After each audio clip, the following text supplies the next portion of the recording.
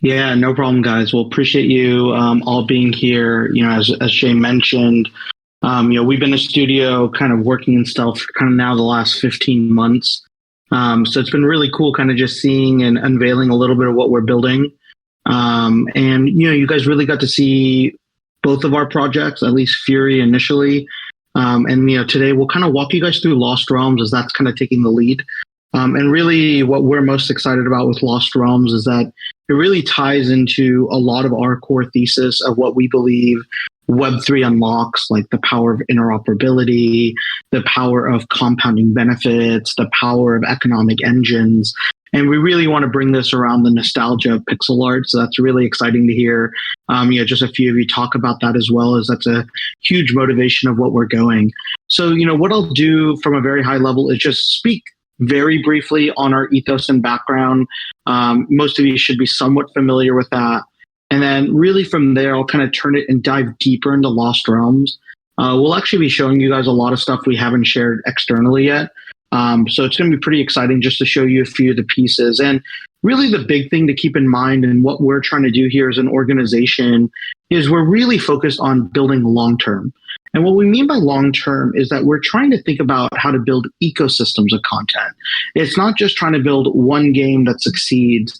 It's recognizing how do you build a myriad of entertainment, content pieces that interlap with one another to build something that is an immersive world, right? The world of Disney, the world of Pixar, all of these kind of worlds come to mind, the world of Star Wars.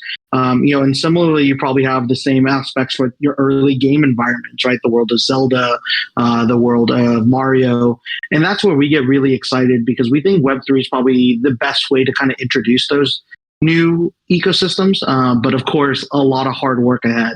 So we'll walk through what Lost Realms is up to and how we plan to kind of build our own recipe around that. And yeah, really from there, I'll kind of pause here and there to allow, for the hosts, if you want to ask any questions or surface any questions from the community, feel free. And then separately, we'll have some time at the end for any in-depth Q&A as we're a pretty transparent organization. Does that work for you there before we hop in? Heck yeah, man! I've never had a project come in with of a put together plan of how we're going to do this than you guys have. So get to it, man. Love it. Sweet. Cool. Well, let's just kind of hop in from just a quick refresher. As mentioned, we're really trying to deliver what we think is a new paradigm for Web3 gaming. If you were here in our earlier conversations or joined any of our town halls, we really kind of break down the major problems we saw in Web3 gaming over the last 18 months. And it wasn't just like one problem. It was a systemic issue of multiple problems. And what we started to recognize is we just felt that the current gameplay or playbook for sorts around Web3 gaming was just completely broken. And you had to come out with it with a completely new lens. And really our focus on that new lens is how do we at all costs put the holder first? And we really want to sincerely mean that when we say that in every aspect of our business. And we think that actually will end up creating a very unique competitive advantage to our products. So what we'll kind of look at here today is, what does that mean from what we've learned in the market? Over the last 18 months, even though there's a lot of Web3 games that may have come and gone, there was still a lot of really cool innovation that we picked up. And I'm sure you guys saw this at MVHQ and just looking at the products that you might be interacting with. And what we recognized really quickly is that, these kind of innovations were already starting to push the opportunity of gaming ahead. It was just really hard to find people who connected all of these pieces together to have something that endured. But when you did, something magical happened. And, really the one thing I wanted to hone in on this slide is this recognition of what you could do as a game economy. You usually have two options. You're able to be either an NFT first game or you're able to be a token first game. These are usually the options most Web3 gaming companies face. And usually in the latter, when you're trying to be a token first economy, you're usually running through a private sale of your tokens, primarily to investors, and then hoping to utilize that capital to build a project. And when the project launches, those tokens have either increased redeemable value or utility value in the product experience. But usually what ends up happening in those kind of scenarios is that you end up setting really incorrect expectations for both the speculator/trader and, more importantly, the gamer that's going to come ahead in the future. What you're essentially doing is that you're pitting these two users at two different levels. the trader or speculator who comes in and is getting a severe discount on the token, they're already on a totally different economic footing than the gamer who would come in 6, 12, 18 months later when the product experience is there. And that already creates a huge shift in a virtual economy because you have to choose who you're going to prioritize. The second big issue you run into a token-first economy is that just from an economy management perspective, it's one of the worst things you can do, right? When you're trying to manage a live virtual economy, the last thing you want to do is spout out a bunch of tokens and hoping that they're going to be sunk later in the future, or more importantly, face tons of sell pressure as you try to launch up a fragile virtual economy as well. So although there's many reasons why you might want to go with the token first economy, especially on the capital side, what we saw is that it was actually hurting a lot of game economies right from the start. And this is what led to us kind of going NFT first and everything layer behind that. One other small call out here is that we also believe in the power of the web at the moment right now. There's a lot of reasons why you might be excited about mobile. We come from mobile gaming as well. But the big issue that we see is that we want to be on a platform that we control. And right now, mobile doesn't have explicit reasons on whether or not you could build on that platform yet. There is some speculation that Apple and Android may be making changes, but at this moment, there's actually no explicit language that allows crypto-based games to be there unless you're going to be paying every single tax. And then you're still at the mercy of each of these platforms as well. So for us, we're starting with web. But the great thing is that we built our engine in Unity, so it allows us to kind of build for web first, but port over to mobile, console, PC, VR, wherever we see the market going. But web is really nice because it's frictionless, right? Just the ability to have one click, get in, no downloads at all. And that's kind of how we started with all of our product experience as well between both Lost Realms and Fury. Outside of that, the other big thing that we're trying to do is just how do we level up the game? How do we think about and build on top of what all these initial pioneers came through? And just a couple of things to double click on here. One is, this is the reason why we're building in stealth. We think it's really important to have an interactive experience from day one. And if you've been part of Lost Realms, what you'll actually see is like our game experience has already started prior to mint. In our Discord, there's so many interesting decisions, product opportunities, and really cool ways that you can impact the game where you come together as a community. And it's really a new way of thinking through what is a community-driven first game as well. And that's something we're really tapping into uniquely here at Lost Realms, as there's all these collaborative game features already being unlocked in the Discord. But with that kind of being expanded, what gets exciting is that upon mint, the users will have a product experience that's live, and we'll share a little bit more about that in the next few visuals as well. Other things, we're a full stack game team. We're not outsourcing our game dev. We've been building natively as well. We built 20 number one iOS and Android games. We have a handful of console number one games. So we really come from that core background experience and recognizing that this is an advantage if we could build natively, because it's more than just adding tokens and NFTs onto a Web2 game, which I feel a lot of people are kind of using in their strategy. What we're much more interested in is what does a Web3 native game look like? And that means that it has to have a whole different spectrum of design, a whole different expectation on user session length, interactivity, value capture. And this is true with any technological shift. For us, when we really work deeply in mobile free-to-play game design is a total different game design than most console games, right? Especially when you're leveraging a microtransaction model. That means different session lengths based off the hardware device, right? You're looking at multiple small sessions, ranging between 3 to 10 minutes, stitched across multiple days. While a console game, you're usually looking at a sit-down experience for a 1 to 3 hour session, and you're also using it a couple times a week. But because of that, it requires you to build natively for each of those users. And we think Web3 is no different, and there has to be new native design coming to those users as well. The last thing, just really quickly to double click on here, which we get really excited about, is this idea of a truly player-owned economy. And this kind of goes back to the other issue we saw with a lot of venture firms, is where when they start participating really early, they start usually adding themselves to the token-based cap table. And this became one of the prevailing problems on trying to build like a structured economy, and more importantly, a live virtual economy, is that you started to introduce a third party that wasn't aligned with the gamers and the developers, and that was the investor. And usually in these cases, the investors only have one interest, it's primary return to their LPs in regard to their fund. So it meant that their return horizons were quite different than the rest of the product experiences. And it usually led to a lot of issues on whether or not you were truly aligned with the player you're building. So what we've intentionally done is that we have venture capital or we have private capital. But what we've done is we've avoided taking venture capital, meaning directly from a firm yet, because we haven't given up any allocation of our tokens.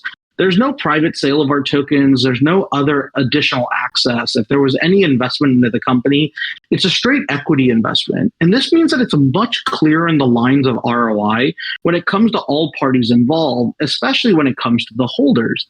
And this means that if there's no private token sale, what it's really showcasing is that we're passing on the token accrual and the token access all to our holders first. And we think this creates a much more fulfilling economy and a much more exciting design. So this is kind of what our team, we're now over 35. Even this is outdated at this point. There's quite a few more people we need to add on. But we're working, right? And we're working with deep Web 2 experience, but also with Web 3 native experience as well. Myself and Dr. J are both big traders in Web 3. We both whale PDE experiences. We've both been big in NFT products as well and PFP products as well. And this really allows us to understand where we think the meta and more importantly, what the opportunity is of the customers and consumers who are truly here in this market today. And that's what we're really building for with kind of all of our product experience here as well. So that's just a quick background on who we are and kind of our ethos. Let me just pause there to see if there's any questions before I jump into some of the game stuff, which is probably more of the meat of this topic. But yeah, any questions thus far? Yeah, I got a really good question here from THC. Could you give an example of benefits of prioritizing building Web3 native games versus just normal games with NFTs added on top? We're seeing a lot of people that have been developing maybe a game for the past 3 or 4 years, and then when NFTs kind of became big, they're kind of sort of bootstrapping that on top of it. Can you maybe give us an example of the benefits with specifically building a Web3 game? Yeah, what those type of companies, and it's a great call out. There's a lot of companies who have been developing for multiple years and are now either considering Web3 as an opportunity or like bolting something on. What you're going to see what those companies face is two distinct challenges. Distinct challenge number one is that they're going to struggle on actually understanding expectation of user experience timelines. One of the things that's really important is to recognize that although the future of Web3 gaming is very promising, the honest truth about L1 Ethereum, especially if we're focusing on that chain, is recognizing that it's more traders than gamers at this point. So it's recognizing that the product experience you're building is not for users who are looking to sync 4 hours a day, which is what a lot of core FPS or MOBA-based games are usually expecting in their product and session length. So that becomes one major issue.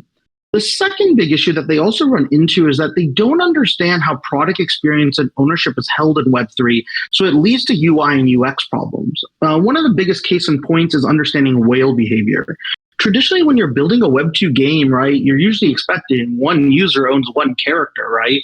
Maybe you could have different save profiles like that, in Elder Scrolls or something like that to an extent. But theoretically, right, you're not really building for the use case that there could be one user who owns 100 of my assets and one user who owns one of my assets. And this becomes really important because it's then understanding the economic balancing of that, especially if you're bringing tokenomics, but more importantly, UI and UX that you have to create to make those decisions easier. The worst thing that sucks is that if you're a whale and you whale an opportunity where you even own just 10 or 20, but they're making you go through each action one by one, that absolutely kills a product experience as well because they're not thinking through that user behavior there. And then the third challenge that comes, which I just hinted at as well, is that's recognizing a Web3 economy is total different than a Web2 economy. And we say this as probably one of the leading experts in Web2 economy design. Like, we've built billion-dollar economies, helped manage them for multiple years on mobile games as well. But the honest truth is that Web3 economy is totally different. With the ability of money out and this speculator/trader role that is able to sit there and hold majority of your assets and not even interact with the game, it changes the total product experience that you're also seeking there.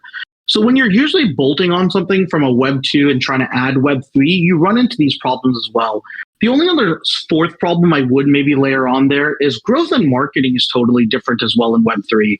As you guys probably know, Web 2 is primarily dominated by Facebook and Google advertising, right? It's usually utilizing targeted marketing to be able to identify a core user, find a channel and source, and be able to bid at either CPM or CPI, cost per mil or cost per install basis in order to acquire those users. And that's how Web 2 growth is usually facilitated. Web3 growth is this. Web3 growth is actually being embedded in the community and being able to speak with a lot of the natives. Of course, there's partnerships and relationships, but this is also where a lot of those guys struggle, is that they're unable to bring up the cachet. There's so many great guys who built some amazing, amazing quote unquote Web2 games, and they tried to reposition it for Web3, but they just can't get attention because the attention in the space is totally different than putting an ad budget together. So those are just some of the elements that come in. I could definitely speak a little bit more about like, how does Web3 native design highlight? But hopefully that gives some answers there. For sure. I think as we were discussing in office hour chat, it's like that was the next slide you were going off of, man. You have this stuff down, man. You know what you're talking about, which is a breath of fresh air for sure. I was talking to a game developer the other day, or a project person, and I kind of boiled it down to, it seems like a lot of these games are launching their projects with the understanding that the holders are never going to play that game. So it's always this interesting dynamic. It's like, well, okay, cool. You're going to launch this, 10,000, 20,000, NFT collection for the game that's coming out in a year from now. But the people who are investing in it now are literally never going to play that game because they're not here to play that game. So the Web3 element of it, currently right now in the economic value of it is very interesting. So I appreciate you kind of going into that a little bit. Sorry, did you want to rebut on that? No, you're good. That's exactly it, right? And you're hitting it on the head when you talk through this concept of just knowing what is the type of user you're bringing in and the user profile. So like in Web 2, the terminology usually would be a guy named Bartle's Player Prototypes. He's a guy who, like in the early, I believe 90s or maybe in late 80s, created a prototype system of the types of players you'll see in different like MMOs. And there's like, the perfect killer, the perfect trader, the speculator, the farmer, and there's all these types of roles.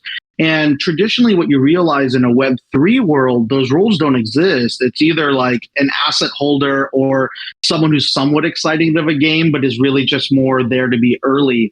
So you're right, the session lengths are totally different. And really what the challenge is that how could you build a GameFi experience that gets traders to be just a little bit more active? And that's actually where we think the real initial challenge is. And when you're at least building for L1 Ethereum, it's a little bit different, of course, if you're building for like an L2, like what you're seeing is that there's a little bit more native gamers on like IMX, right? Because that's been a huge part of their brand and trying to bring on more gamers to their L2 solution to be able to do more on-chain actions. Same thing, you'll see a little bit of this on Arbitrum. You'll see a little bit of this on some of the alt chains as well. Sol should be doing more games, but we really haven't seen that yet. So this is really where we think like L1 Ethereum is one of the hardest like marketplaces to build for games. And really, if you look at the games that have endured over the last 12 months, there's not a lot that you're really going to point at. But the ones that have held, they've done a really good job of balancing what we think is like GameFi and like gamer like modals. Wolfgame being a really good example of that. Even EtherOrcs has been a good example of that as well too, especially for like a game that did a free mint way early. They've been able to sustain. So this is where we get really excited, because if you dive deep, you know these rule sets, you know what the market is seeking, but it's also being able to talk to people like you, because traditionally, and most of you might not call yourselves a quote unquote Web3 gamer. But most of what a lot of you will tell you and speak about is that you had nostalgic memories of being a Web2 gamer and you're excited about Web3 tech. So how do we now fuse that together? And that's kind of where Lost Realms comes in with the nostalgia piece, because it's going back to what we think is the most exciting thing. It's like our version of our Rosebud. Our storytelling is, right, connect to the games that you fell in love with first and reimagine them with Web3. And there's maybe something a little bit more exciting to pull you in, hopefully. At least that's the approach we're taking. For sure. And I can tell you, as a Web2 gamer and as obviously an NFT trader for the past 2 years, I very much want to be a Web3 gamer, right? I would love to be a Web3 gamer, but as far from a game that's entranced me like any other game has. EtherOrcs maybe has been for a little bit, but so I'm really looking forward to seeing you guys, what you guys can pull off. So I'm excited for that. We got one more question though before you continue. That's kind of relevant to what we're talking about here, and it speaks to the sentiment of regular gamers, right? The regular gaming world, very negative. Kotaku is a huge publication for gaming. They just relentlessly go after NFTs, and it seems like there's a lot of visceral there in those communities. So could you share your all's plans on how you guys intend to onboard normal people, normal gamers who are against NFTs into your ecosystem? Is that a part of your plan, or is that something that you guys aren't quite focusing on just yet? The best way we could say it's a part of our plan, but not our near-term plans. Like, here's the honest truth, right? Like, we understand why gamers would be upset at NFTs, especially if, like, what you see how wide funnel mass media shares and talks about NFTs, right? It's just, when you see these silly games on Jimmy Kimmel, like, would you rather have this image of an ape or would you have like $10? Right? Everyone chooses $10, even though the ape's worth this. And then it's all like, that's ridiculous. I wouldn't even take that for $5, right? Or something to that extent. Like, of course, it makes it really difficult because you're trying to reestablish norms of value in a world that has always been physical first. And now you're trying to drive it digitally. And that's historically been hard. But like, even free to play struggled with this. Like, people don't understand in mobile games, like, people spend hundreds of thousands of dollars, and not only just hundreds of thousands, I'm talking millions of dollars. Like, the top spender in one of the games we built spent $18 million, which is kind of mind-boggling. In a game, they own zero of that asset, right? And there was no trade value behind it. There are insane whales at different levels, but if you try to even explain that to a normal Web2 user, you're going to sound crazy, right? Because it's not in the expected norms. So the big thing is recognizing is that if you're going to try to reestablish value to mass market or wide funnel, I think it will have to be through a free layer. It can't be coming through a paid layer yet, right? And this is where you're seeing like more language on like free to own or free to play and free to engage, these kind of elements as well. And we think that's actually really popular and a really exciting opportunity down the line. I think the hard problem is knowing, like, if I'm going to get really nerdy here on the economic side, one of the hardest things ever in this market is to onboard a new wallet. Like, economically, that's the hardest cost action in this market. Traditionally, an exchange like Binance or FTX is paying for this at like a $500 to $1,000 per user clip, right? Because that LTV is that valuable for them to get a new account. It's like getting a new Chase banking account or whatever your local bank may be in your country. That relationship they hold with that user is so high value because you usually stay with that banking partner for multiple years, if not decades. Similarly as well, when it comes to an exchange, the exchange you're onboarded onto, that's where you're going to spend. So it's recognizing that if you want to start onboarding people, you have to take on quite a bit of debt. And what I mean by debt, it's being able to teach people how to get a wallet, how to fund that wallet, and how to like be able to use security measures to engage.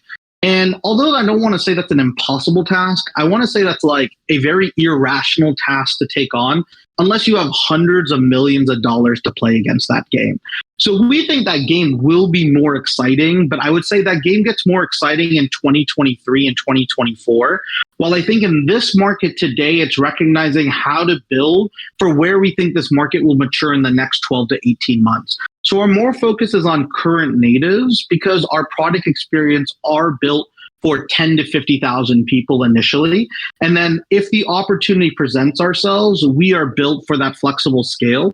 And the best way we could explain it is that all of our games have two layers of design, which is really interesting. And we've already like factored this into our economy design. It's like, if you're familiar with like American sports, or actually any international sport works too, you always have your professional leagues and then you have your lower league below that, right? And if you're able to create two layers of economic value where free users could play in the lower league and prove themselves, and if they succeed and participate well, they could get quote unquote promoted right into the main league with free NFTs or a high quality NFT, there could be something really exciting with that type of vision as well. So we have thoughts on that and we have design built for that. It's more about when we think the market interest is there. And the truth is it's probably not happening during a bear market. Right? You need it on the next bull run cycle. And I think what you're going to see is that there's going to be 10 companies who are going to be positioned for this. We hope Lost Realms is one of those 10, right? Or one of those dozen or so. But what we're really focused on is where the market is today. And we expect the market to stay healthy in its current form and building for that, and then get ready for the expansion down the line. Excellent. That again, great answer. That's all the questions we have for right now. So you can continue, man. Sweet. Let's go through it. So the fun stuff now is like talk through Lost Realms. So, as we kind of get this from our thesis, what you'll start recognizing is Lost Realms has already been thinking through like growth, Web3 native design, and like informed product design from day one. Everything we're doing is trying to build for what we think a Web3 native truly wants and truly values. And it could be really simple stuff. Like one of the small things that we see in a lot of Web3 games is people really don't build generative art for Web3 games, right? Like usually they're building the same asset. You may be able to add a few things onto that asset, but it's truly not generative in all cases. But we believe that's one of the coolest things about Web3, right? Provable generative art that allows you to have a one-of-one piece. So that's just like a simple thing that we want to make sure that starts there. But it's knowing those are like the primitive natures of Web3 design that we value. But it starts expanding really quickly when we start thinking through the ideas of interoperability. One of the really cool things you'll see about Lost Realms is that Lost Realms has been building partnerships and designs from day one. And what's really exciting about that is that not only are we building partnerships with other leading projects that are in the play to earn space or crypto gaming space, but it's also finding like the projects and NFTs that we're most excited about. And we'll kind of show you why that's important to both our growth and marketing strategy, but also like where it becomes fun, where we start finding aha moments in Web3 design. And then the last thing you're going to see about Lost Realms is that we're really trying to touch I guess you could say pair pixel art with really interesting story design. And one of the things that might not be present yet, but it's really present if you're in the Lost Realms chat, is that we're actually allowing lots of users to make really interesting decisions on our product design and our product venue, because it's this idea of taking ownership to a new level. It's one thing to be able to own the asset. It's another to technically own the story, own the culture, own the world. And this is really where we think Web3 community design starts to really sparking. And this is probably where we've gotten most of our attention thus far for Lost Realms, is that we still have a very highly engaged Discord that's driving different actions, interactivity, where you're learning more about the lore, or you're building the lore, or you're unlocking something that's a surprise. And this is really where it gets really exciting for all of us. So with Lost Realms, it takes huge influence from some of the nostalgic tactical RPG games. That's where we get really excited. It's the games that I honestly first fell in love with on, whether it be Game Boy or Nintendo or your first PC games. Stuff that comes to mind is like Heroes of Might and Magic, Final Fantasy Tactics, Chrono Trigger, and even early Pokemon. Like it was really, really fantastic when you're playing those product experiences, leveling up, catching different things, building your team formation. It was enough to hook you, right? But more importantly, it's that simple philosophy of like easy to understand, difficult to master. And that's kind of the design narrative and that we're taking in to all of our product experiences as well. And with that, we start building out these very large pixel worlds. And what you're going to see is like, we're probably the most pixel art, or probably some of the most art period for an NFT project you'll ever see. Not only do we have our own 25 standalone characters that are all their own classes and all have unique one-on-one generative parts and components, we have 40 different environment backgrounds. We have huge world scenes. We have huge effects as well. And the idea is to layer this on not only for our own characters, but also with our partner characters. And this is where we just personally get excited as Web3 consumers and Web3 gamers, is that this idea of interoperability has been promised to us, right?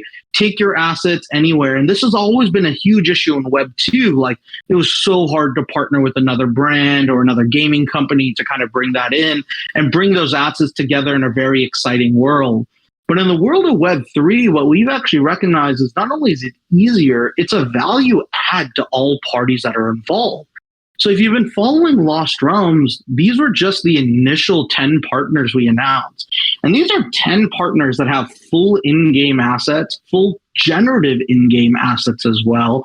And more importantly, they're all aligned with us prior to launch. This means on a debut title, we're able to bring in these 10. But what's crazy is we even have more. We announced 3 more just in the last week and a half.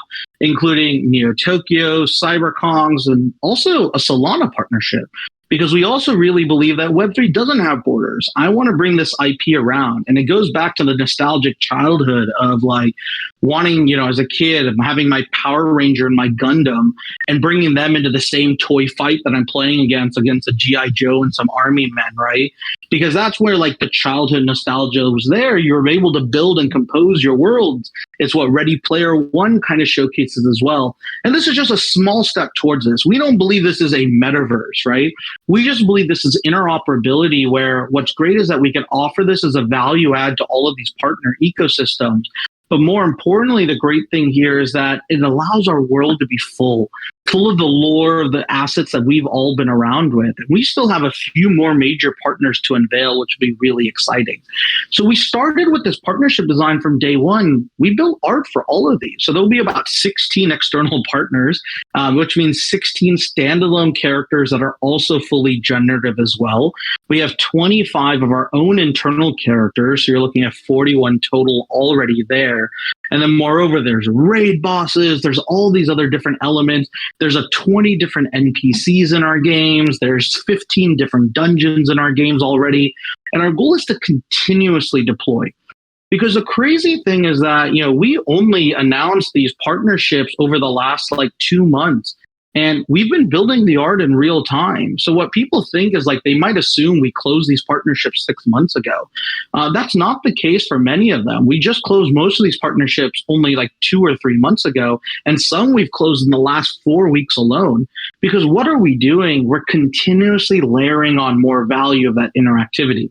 This isn't all the collections in the world, but I'll be pretty honest, having 16 partner collections where the users of those communities can now get an actual generative one-of-one character in our game only using our token, no need for ETH. This is where we get really excited because I think it drives not only utility, but it drives immersion. And we want more of that as well with our gameplay and design. So, with that kind of being stated, you could see kind of our emphasis in interoperability and building these partnerships just from day one. And the reason why we're trying to build all of this is that our goal is to really build what we think will be an enduring ecosystem around our first utility-based token called Lore. This is the first we've talked about this, but what we really see as a vision is one token to rule them all in a way of all of the fantasy games that we're building. So what's really exciting is because, as we talked about earlier, we don't have a private token sale. There's nothing like that. All the tokens are earned through the NFTs, right? And if you own the NFTs, what's really great is that you could actually explore a really crazy vast world. And, we have a character called the Oracle. It's built around her. She's the one who's able to bless these tokens, give you tokens, and gives you different events to be able to complete and earn more tokens.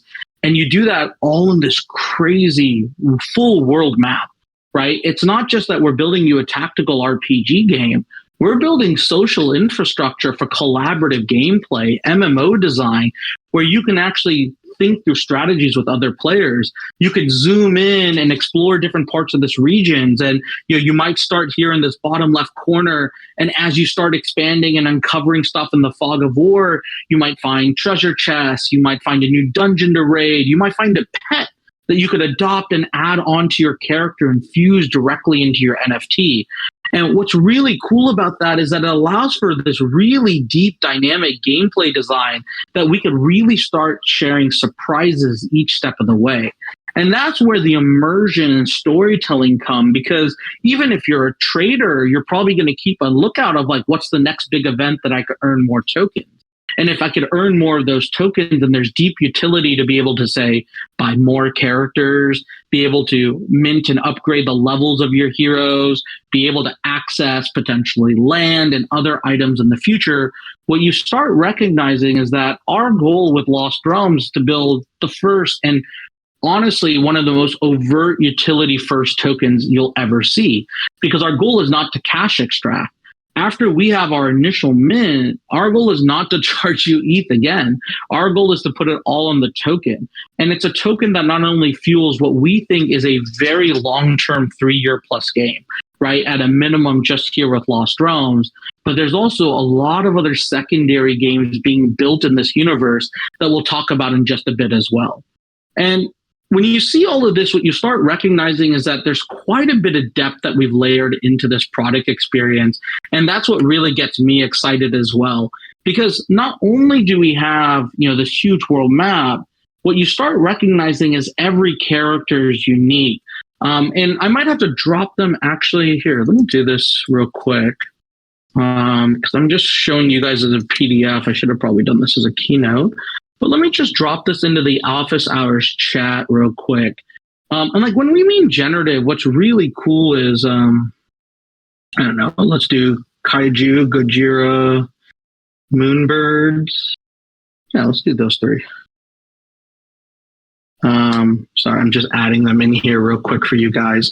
So if you actually go into the office hours chat, you can actually see this. But what's really cool is that each of these are like playable GIFs, and you could actually see like all the different ranges just really quickly on some of the base characters. And what you see is that we've already built generative art for totally other collections, which is pretty exciting. And this is for every one of our partner characters, right? And not only do we have this type of depth with our partner characters, the depth on our own characters goes even further. And that's where it gets really exciting here as well, is that we have all these different characters in our game that really allow us to show and get excited of what we think our product experience is. So, again, just dropping another one. This is just a lineup of, I think, almost all 25 characters in this temple GIF. And what's really exciting about that is that you'll see is that there's so much lore, so much storytelling, so much excitement around the characters you already have built a connection around, right? And some of you might have an Ether Orc, some of you might have an Anonymized, some of you might have a Cyber Kong, and we allow you to extend that utility. And that's where we think something special happens, because you can never do that on Web 2. And we're giving it to you on day 1 of Web 3. That's pretty exciting to us, and at least how we think we're kind of pushing the bar a little bit. And then each of these characters have totally different attacks. We're not rolling the same attacks on every character and just making a simple RPS. These are characters that have enough design depth. And if you could think through that type of design depth that we're already giving to just a basic tactical RPG, the question you should then ask yourself with this kind of like depth of design, what other games can we build on this? What if we decided to build our own RTS? What if we decided to build our own MOBA? What if we decided to build our own 3D RPG game? The great thing is that your characters are already here and they have that depth. And what we've also done, which is really cool, and we haven't, like, you're going to see a lot more of this breakdown as well, is that we've actually built an on-chain way where all these NFTs are going to be on your L1 on ETH. And as you actually level up the character with tokens and do different in-game actions, your metadata is actually going to update on your behalf for no cost, no gas cost to you. So your progress will actually update in real time. And this is exactly what you want as a game, right? Save points. You want this idea that as your product kind of fulfills and you level up your character, that the stats are representative of that character. It's what I really found so exciting about Ether Orcs when we first played it. It just sucked at that time because it was so expensive. The gas was crazy. Doing each action, they didn't have the L1, L2 hybrid at that point. They've now solved for it and it becomes a much more exciting conversation. And similar to us, we've taken it one step further, where you'll actually have on-chain update of your metadata on a lot of your L1 action without causing gas. And these are really where we start thinking through, what can an ecosystem be? Yeah, like as you guys say in chess, as you guys are saying in the chat, like think through chess mini games, think through card battling games. All of our art actually indexes over to a lot of these worlds. Imagine we turn each of these characters into 3D voxel art. So this is where we're really getting excited about the extra pieces, because this is just the first game. It's an anchor game. It's an anchor game to set the brand, but it's an opportunity, if we do it right, to scale everything else behind it. And that's where we get really excited about when we say ecosystem games, we mean it. And we're already starting to work on art for game 2 and game 3 for each of these ecosystems. We actually have some of the art already done. That's kind of the crazy thing. And this is really where we get huge advantages long term, as long as our thesis holds, right? As long as we're right in the type of product and gameplay experiences we're building here as well. So, this gives you a little bit of a taste of like where we're going, how all these characters work. Here's like another visual of just like, cool, like how do I want the actual battle loop to look like? This is a full screenshot from the actual game. Really straightforward. You tap and click on who you want to attack with which different spell points you have. And there's a little bit of, very simple design here for you to be able to earn really quickly. But there's enough complexity to know which heroes do I pair? Which classes have duos, right? Which order or tactics should I be placing my heroes? Should I bring in 3 heroes, 4 heroes, or should I bring in more? This is really where the complexity starts layering on over time. And that's how we've built our product experience, is that we're reacting to where the market sees interest. Everything is about this kind of continuous deployment. And if we can do that, we think like this product experience gets really exciting because it's a product experience built on your habit and behavior. And like, this is the other thing people don't realize. We're already testing this in Discord. As I mentioned, the game's already started in Discord, but we're testing different time intervals. We're testing different actions users would do. We're testing what kind of value that they're seeking in terms of ROI. And each of these data points reinforms some element of the game design. And this is where at least you get from a game design first organization, just this constant understanding and reaction to what our community wants. And I think that's what we're trying to really be bullish on, like in our mindset, is that we're putting you as a holder first. Your reactions, your feedback, your engagement, your metrics will drive where this product experience goes. And it's a belief that we could continually do this and deploy at a fast rate. And that's kind of where we hope our advantages kind of rise. But let me pause there real quick. I know I shared a little bit about the game. There's still a little bit more about the world mechanics that I could talk through as well, and a little bit behind this. But yeah, any questions thus far? I just want to make sure I pause a little. Yeah, no, this is one of those moments where I feel like we could literally have this for like a 3-hour talk, because there's so many, like your presentation's generating so many great questions. So let's do like maybe a rapid fire, so to speak, round, and maybe this is not going to be successful because these are some pretty big questions, but I want to make sure that everyone's questions are asked, if that's okay with you. Go for it. I love it. Okay. I don't want to hold you here till midnight, but Silva said the biggest problem I have seen, and he has seen with Web3 games, is that they aren't really any fun and are far from acceptable games. I know fun is extremely subjective, but how are you ensuring that your game will actually be more akin to a traditional game in the sense that it is something people will want to return to because it's fun? And I know you've kind of had a few answers for this already, but I'm curious of just a straight answer to the point. Yeah, it's a great question, right? The way I can best answer it is 2 things. First is, we hope our product experience is more fun than the traditional because it really does incorporate social and community. And what I mean by that is, everything is funner when you're playing with friends or your other mates or your other parties that have come across these worlds. And you could also play with those characters. We think that just allows a little bit depth of immersion and storytelling. And this is really important because what you actually recognize in some of the hardcore MMOs that our team has actually built, what you end up realizing is that 75 to 80% of the game time spent is within social chat. It's in social interaction. It's the idea of building relationships with one another. And we think that's a really important part of fun, because fun should be with those that you want to build around you. So we're probably incorporating social more than most other games from the start. And we think that gives us a leg up in regard to like what we think a fun factor will be. But again, that doesn't solve for the game mechanics, which kind of leads to the other side of the equation on why and how we're ensure our game design can be more fun. Well, the way we are trying to ensure that or increase the odds of fun factors on 2 fronts. First is we're choosing tried and true game designs, right? Like game loops that have little risk, but are always historically been successful products and experiences across multiple genres. So the tactical RPG or the JRPG or the action RPG tend to be some of the most consistent categories on pretty much every type of media, whether it be mobile, PC, or console as well.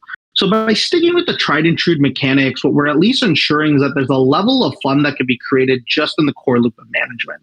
But where that gets extended is this idea that you're discovering a world where everything changes and everything is dynamic. So even that world map that we showed you, you'll actually be starting in that world map where it's actually shrouded. It's all covered in a fog of war. And you don't know what's going to be behind each corner. And as stuff gets unlocked, you're going to see mad rushes. Like, oh man, someone just unlocked a new dungeon that's only for top 10 bosses. Whoever wins this is going to get huge rewards. Or like, hey guys, a raid boss just got triggered. It's only up for 4 hours.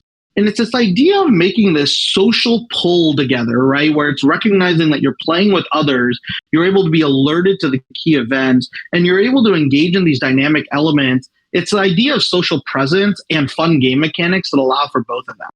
And then the last piece of where we think we get to find fun a little bit more, and this may not be explicitly fun, but we think it's an important factor to fun, is that we've actually designed our product experience for your ideal gameplay. We've actually built the product experience where you could actually play the game for like a total of an hour a week, or you could spend 30 hours a week. It's up to you. And that's where the fun factor comes in, because it's a product opportunity built around your play patterns and sessions. We're not trying to force you to do X, Y, or Z. It really isn't in our interest. Our goal is really just show you the incentives of doing X, Y, and Z. And you could then evaluate the trade-offs of, do I want to engage at this level or not?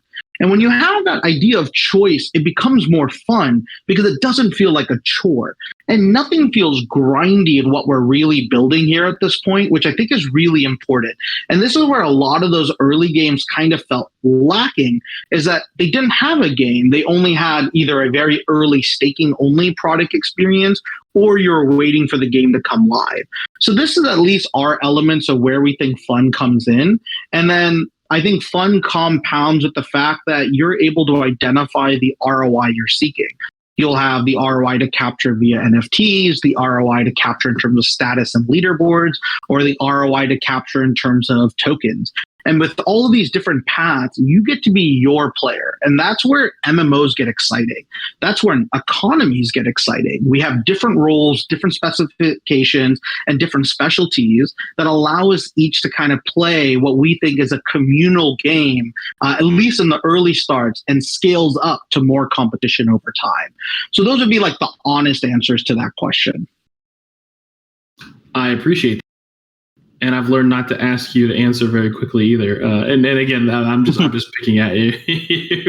I think that these are questions that definitely need longer answers too. So I appreciate that. Got a few more. I tell you what, let's save these questions for the end. Let's let you get through to the gameplay element you were mentioning, and then we can come back. Again, we have a ton of stuff in the questions, and a lot of it you've kind of touched on already. So I don't want to focus too much on the questions right now, because I would love to see this next part. Yeah, I mean, we're really getting to the end anyway, so it's a good timing here as well, and we could share more, right? So like the other big thing is we hinted at is like our goal is to do live events. We really want to build social gameplay, right? And in order to do social gameplay, you need to be really interactive. So imagine you're exploring worlds, and in those worlds, you trigger different raid bosses, and it changes the landscape based off victory or defeat and how many people participate. And there's real rewards on the line. But more importantly, you could see hundreds, if not thousands of people playing in that experience as well. So what we're actually doing in our game experience, and what you'll see, is that this game, Lost Realms, has 3 different acts. And what Act 1 is that it's actually a communal game. It's us versus the world, right? It's not each of us versus one another, technically, right? What we've done is that we've made the experience to be more PvE. So if you follow on the Lost Realms storytelling side, it's the idea that we all now need to form our teams, go explore this world, and take back this land from this evil dragon that stole it from our ancestors. So in Act 1, what's really great is that it's all about us helping one another. And I think that's where you start getting a lot more of like honest education and honest gameplay, because you're not feeling that it needs to be a competitive one versus over the other. There's still competitive elements, there's still leaderboards, right? But it's more about your actions in regard to engaging with the world rather than you're destroying every other user in that world. So that's where Act 1 really becomes. And then in Act 1, it ends once we essentially defeat the dragon, right? If we're successful enough to take back our homeland, this is where then Act 2 opens up. And Act 2 will essentially take us back to, sorry, I'm jumping around, this world map.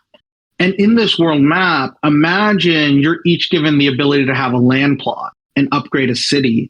And this is where then PvP opens up, where it's no longer are we trying to defeat an evil enemy. It's now we get to see who gets to conquer this land. And it's us versus one another. And this is where you start building relationships, understanding what's the right team formation, battle formation. Do you want to defend your land? Do you want to be aggressive attack land? Do you want to go research, explore? All these different paths start opening up. And that's where it gets really exciting in Act 2.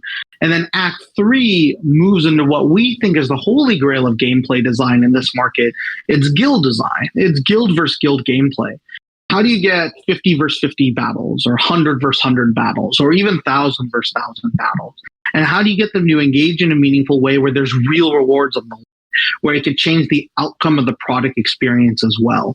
And this is really where you start recognizing, at least in our eyes, where our game differentiates from quite a bit, because we're already thinking through what 3 years of gameplay is going to look like, and more importantly, how to accelerate that and how to build ahead of time with it. And that's where our advantage essentially comes, is that, when we do mint Lost Realms, we're already going to have 150 days worth of content in our back pocket, right? So there's this belief that, the game's running for 5 to 6 months with even no new deployment or work.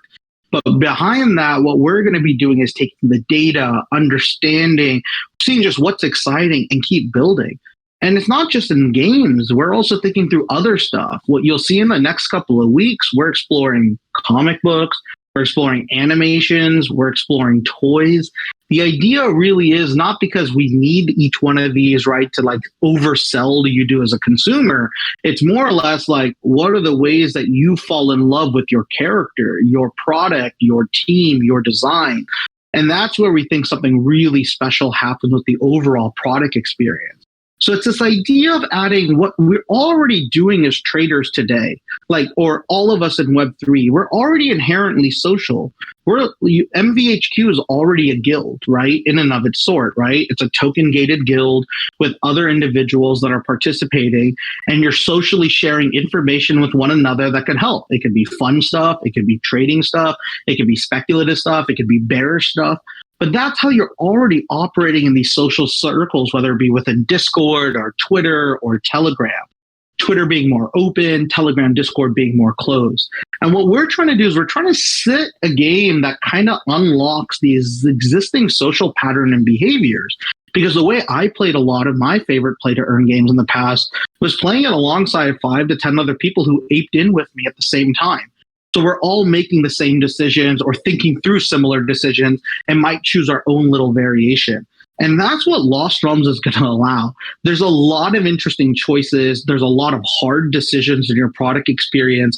And there's a lot of speculative value that you'll see that is created based off your choices. And as long as we're able to present those choices in a meaningful way, we think we're going to unlock a very different product experience that is uniquely you. And when you do that, we think there's an opportunity to then take that brand one step forward. And that's why Lost Realms is exploring all these other things. I could share with you guys some of the comic book design concepts as well, and I could share with you how we're thinking through toys. And the fun part of all of that is that's just what I'd want as a kid. If I fell in love with the brand, I'd want to see all these pieces. So our goal is to layer that on so you could have that immersion, and that brand can then be the anchor for what we think Game 2, Game 3, and Game 4 can be. And Game 2 is a card battling game that we're thinking through for Lost Realms already, something that's very natural for us to take over. And just imagine that you're playing Lost Realms and you have 4 heroes you've been upgrading over time.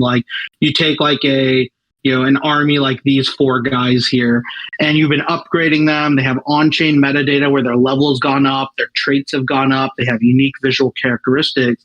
And what if you could take those four characters and maybe a handful of tokens and be able to use them to mint them as characters in the next game? You could actually do that in Web3, right? It's not the idea that, hey, your game experience ends in this first product. It's no, your game experience opens up all the other product experiences in the future. So what the first Lost Realms anchor game is trying to do, it's seeding the entire content economy. It's both from the token side, as it's the first spout and really only spout of the token, but it's also how we think we're going to keep taking the lore of this story into other games, where you could then have your level 75 Angel, your level 38 Medusa, and they actually become one-of-one cards in the card battling game as well. And that's just where we think the whole idea of Web3 gets so much more exciting, because no one's thinking through, like, how do your pieces expand as you engage with them? And that's where we think gaming plus Web3 takes the next leap forward, is where you are granted value for your time and investment into the asset, rather than getting only paid on the ROI of the speculative asset and its trade value to the market. We think your engagement matters, your choices matter, and hence your ROI will be unique to you. So these are just a few of the last pieces to kind of close out how we're thinking through this. And again, we could share more on a few of those design pieces here as well. But it's getting to that vision, at least, of what we're trying to get to as an overall organization, is how do we layer all this world, all these content, and essentially build enduring game ecosystems, right? That simply put the power into the hands of the holder. And when we say power, it's like the choice of the storytelling, the ownership of the assets, but it's also the ownership of the economy, right? If you put overwhelming power in that manner in behalf of the holders, we think something really special is going to happen. And that's how we're thinking through all of our design and all of our variables, because we sincerely, the only reason myself and Jay are here, we sincerely believe Web3 can unlock what we think is the next golden age, right? The next renaissance for the player. And it's knowing that you have to really be able to understand that native design, the right pacing to the market, and being able to react to it. And that's at least where we're putting our bets, is that we're building the infrastructure, because the stuff you guys haven't even seen is like our backend infrastructure, the ability to run live events, the ability to run dynamic leaderboards, the ability to call out specific events based off metadata, meaning like, oh, you could only go to this event if you own a CyberCon, or you could only join this event if you own a level 5 ranger and a level 5 fighter. All this stuff becomes really interesting when snaking users to be able to find new investment, new decisions. And this is the stuff that's hard to see when you're trying to be a trader, because it's not hard. It's almost super hard to justify, like, where is a game actually at any given point. And this is why we try to be a little bit more open with at least some of the system and design that we're going after. So let me pause there, man. That's kind of like our core pitch on where Lost Realms is. You're going to see a lot more stuff coming out in the next 30 days. We have even bigger partnership announcements to make, which I think will be really exciting. But what you're also going to see as well is like the overall vision, not only for Lost Realms, but also for Fury. And as we mentioned before, we have a whole 3D racing game that's done, fully playable, already leveraging metadata. It's just sitting in our back pocket because running and managing a community is fucking hard work, and we're learning that live. So our goal is not to like overextend the team at the moment right now, but we have a whole 3D game experience. And just to give you context, I literally was the VP of monetization user acquisition for the largest racing game ever on mobile. So our goal is to take that spirit again and bring that over to Web3. And not only do we have those two things, you're also going to see some really cool things coming out of our ecosystem, which is from Tribe Diamonds, which will be pushing a lot more innovation and projects as well. So Lost Realms is just the first game piece, but there's a much bigger vision here that entails multiple pieces that we're really excited to unfold over the next 12 months. But I'll pause there and take it back to you to see what Q&A you want to run through, or if there's any other questions you want to dive. Well, yeah, I want to make sure we knock down the first few like quick ones, and I think that the Sure. quickest is like, that I've seen is when mint, and then when do you guys plan on releasing a demo? And is it going to be prior to mint date? And will the game only be playable owning assets? Okay, great. Yes, the game will only be able to be playable with owning assets for now. Our goal is to expand that later. Mint should be within the next 30 days. To be very transparent, we're just in the final stuff of UI, UX, and just getting some of the L1, L2 relationships to work as smoothly as we want. So we're just in those final stages. And then the third question is, will there be gameplay, video, and beta? Yeah, absolutely. We'll be running a beta with our initial Tribe Diamond holders prior to mint as well, and that'll be both the beta of the battle systems and the world map systems as well. And so the goal really is to make sure that people have confidence that there's a playable loop. We're rushing towards that at the moment right now, and it's solving just a few of these things, a few of these last partnership stuff. And if we're able to, tie everything in, I think you're going to see something pretty exciting in the next 30 days from us. Awesome. That's exciting. When you said 30 days, my eyes kind of lit up because you guys have been kind of at this for a while. Obviously, we had another office hour, so it's fun to finally see something coming to fruition. So excited for that. And again, it's hard for me to ask some of these questions without tapping into some things that you have said before. So please apologize if you have to reiterate yourself a little bit to get to the answer to some of these questions. But we have a question. They said, while I'm a fan of building long term, one of the bigger components of Web3 is the ability to be agile and pivot as you work towards that long term goal. How is the infrastructure for build/deployment setup to balance speed versus agility and concept story versus quality? You talked about expansion of the ecosystem, which takes time. And how does the game player, spectator stay engaged in the short term to allow for realization of that ecosystem's expansion? I realize it was a really long-winded question, but it's a great question, though. I love it. So, the way we look at it in regard to keeping the excitement and interest and being able to be aware of the meta, you're right. That is actually the hardest challenge. It's actually what probably kills most Web 2 gaming companies trying to come into Web 3.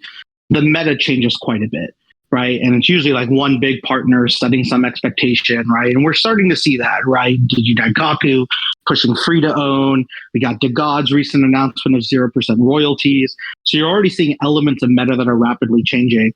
And this is exactly why we built our organization. One of the best orgs ever, right, realistically, that I think that can keep up with Web3 meta is Web 2 mobile companies that built live operations and continuous deployment. If you're familiar with a few of the games that we've worked on, including CSR Racing or Game of War, these are games that had new events every single day, every single week, every single month. It was already in our phase. So we are always thinking about how we react to the economy, understanding where an interest or opportunity was in the space, or maybe where a hole in our economy was that we need to shore up. So we are already thinking through that. And that's why we've been really building a lot of the back-end infrastructure to be able to run these events. And having your own back-end to do this is going to be what we think is a long-term competitive advantage. So even now, to be very transparent with you, myself and Jay are making small adjustments to the game design based off meta changes in the last 60 days alone in this market. And what we're starting to recognize, right, is that the hard part about designing in Web3 is that there's certain quote unquote facts and hard realities and parameters that you have to commit to on day one. And then there's other areas that you could still allow for openness in design. And this is really where you're going to see great game designers in Web3 thrive, are those who build for optionality and flexibility at mid-game and end-game stages, right? Where they can adapt based off where the market is moved, because not only do you have to take into consideration your own dynamic Web3 virtual economy, but you also have to take into the actual crypto economy, and then, of course, the overall real world economy as well. These are all factors that, of course, are very volatile to your consideration. So we think we're well equipped to be able to move with the changing meta, but that's also the reason why we're trying to make sure that we get all these pieces right. Because, to be honest, we could mint and have generative art done tomorrow if we want, right? If we want to go through that minting process.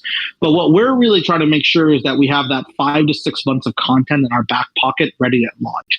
And that's what we're chasing down to. So that might be a little bit of a non-answer, but the best answer I can give you is we're designing for that. We already are aware of the updated meta.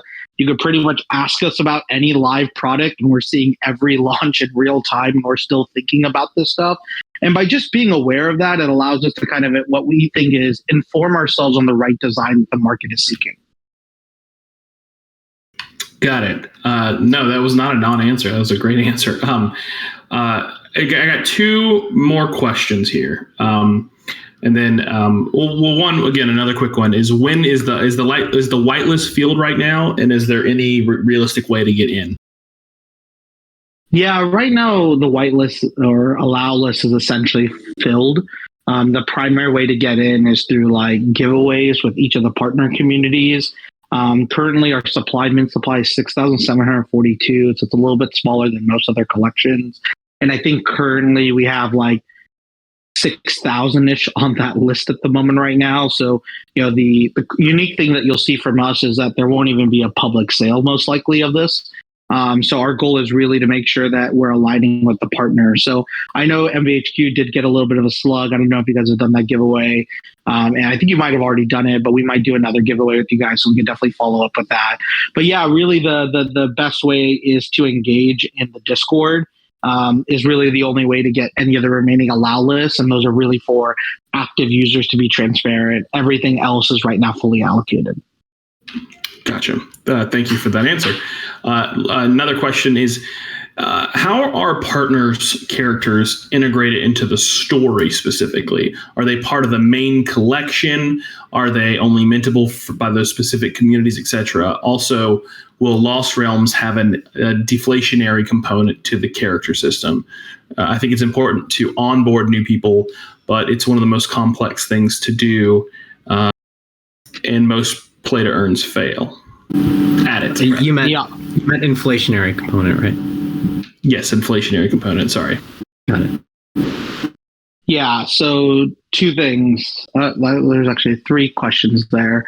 So there's both inflationary and deflationary elements in Lost Realms.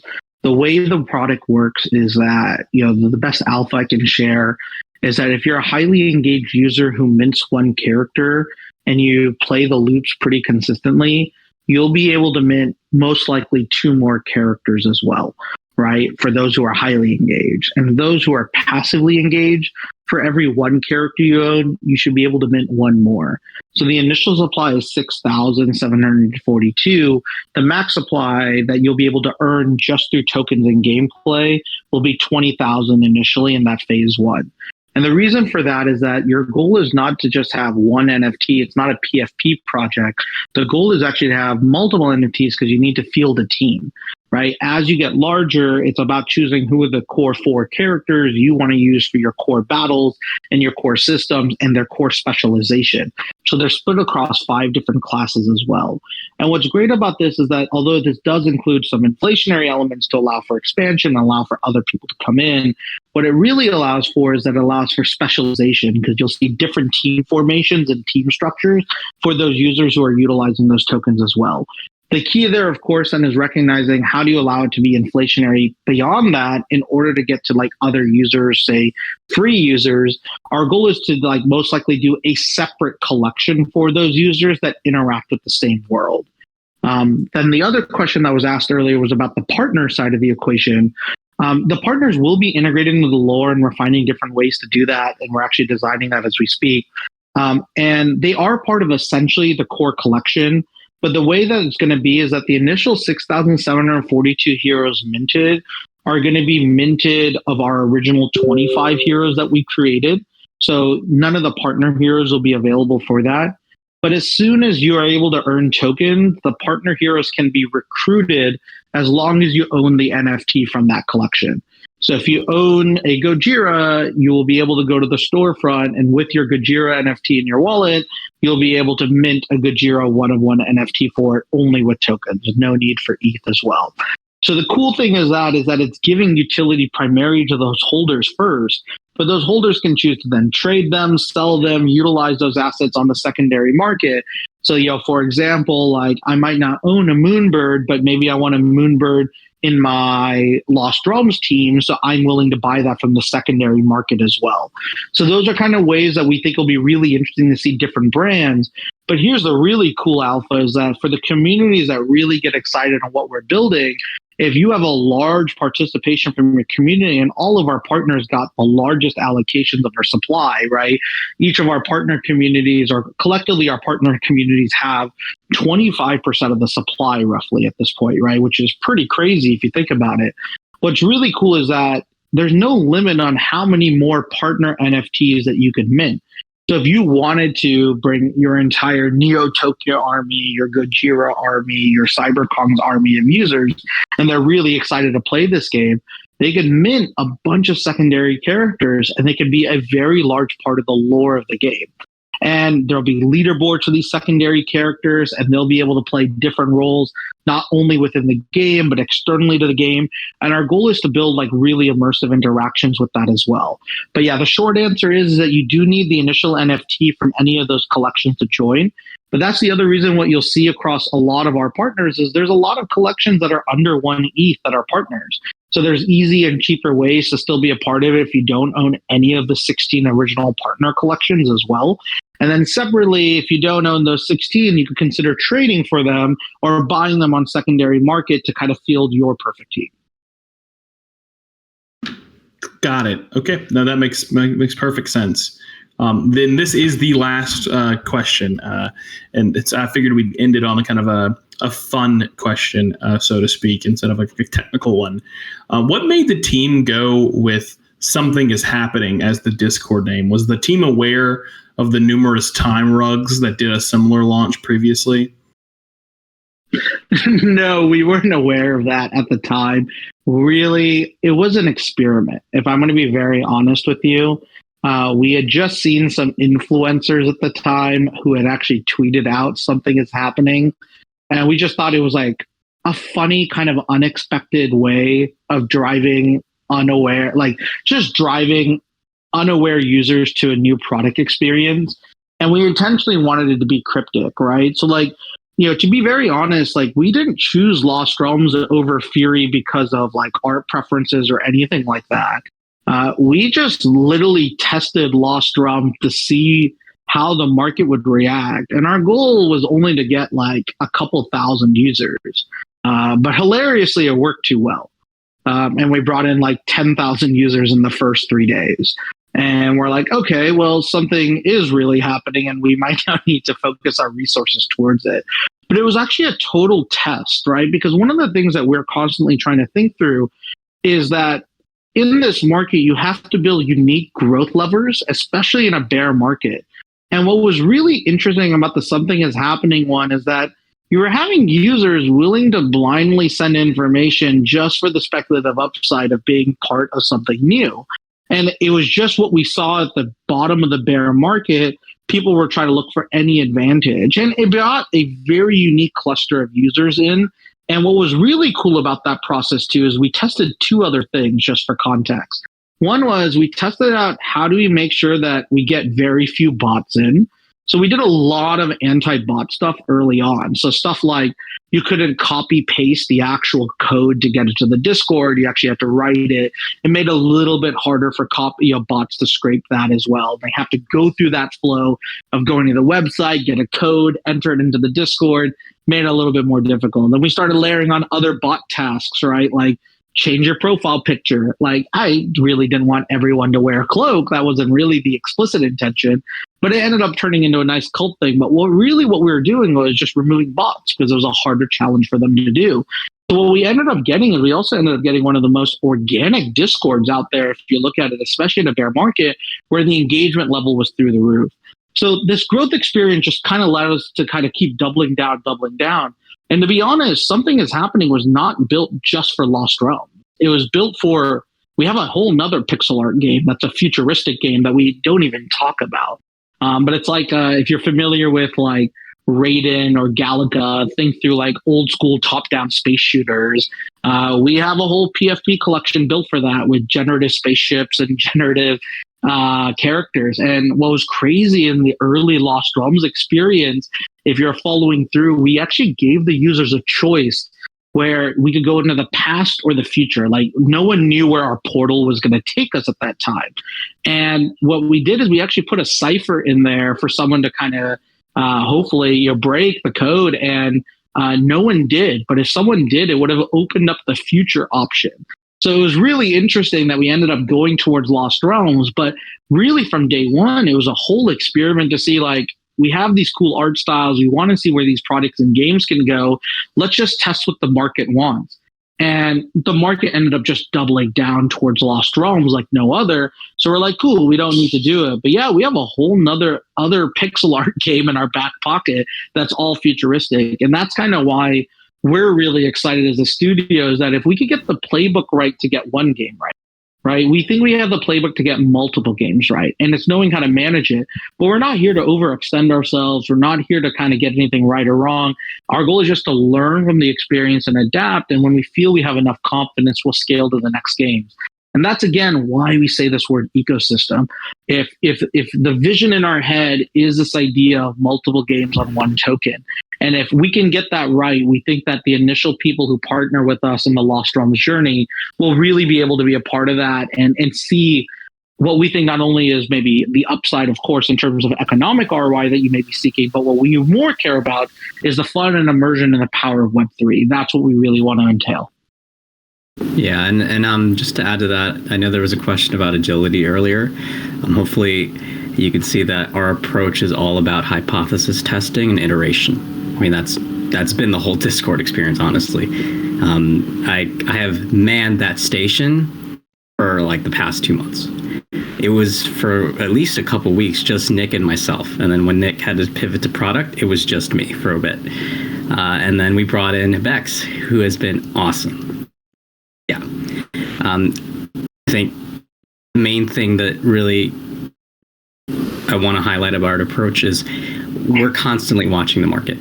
Like, I'm still plugged in, day out. That's awesome. And I really appreciate, your all's time tonight too. Again, I know that we don't normally have these go over an hour, but there's just so much to talk about. And again, hey, my dog didn't rug us. Your dog did. That's cool. Again, I feel like we could sit here and listen to Saint talk about this all day. He very, very, very clearly and eloquently explains things that I think we're all looking for when we're trying to figure out a project too. So we'll go ahead and wrap this up. I want to thank you all for being here. Thank you all for listening. Anyone listening to this later, thank you for staying tuned towards the end. But yeah, no, this was an amazing conversation, y'all. I'm really excited. I don't think there's anyone that's listening to this right now that's not more bullish on the product than what our project than they already, were when they came in. So we really do appreciate it, y'all. Awesome to hear, and appreciate it as well, guys. This is great. You're the first group we've been able to share this with as well. So it's always great to get this type of feedback on Lost Realms. And yeah, just keep a lookout. Especially like I said, there's 2-3 more gaming partners we're about to launch that I think are going to be really exciting for this space. And then separately from that, I can't wait to show you more about Fury. Few of the other projects we have, especially with the Tribe Diamonds, keep an eye on that as well. But thanks so much for having us, guys. We really loved it. If there's any other questions, feel free to reach. Thanks, guys. Also, give you guys a heads up. You guys might want to reconsider that Bex hire. She's really sus. So. No. We love Bex around here. Thanks again, guys. Y'all have a great night. Appreciate it. Chat to you guys.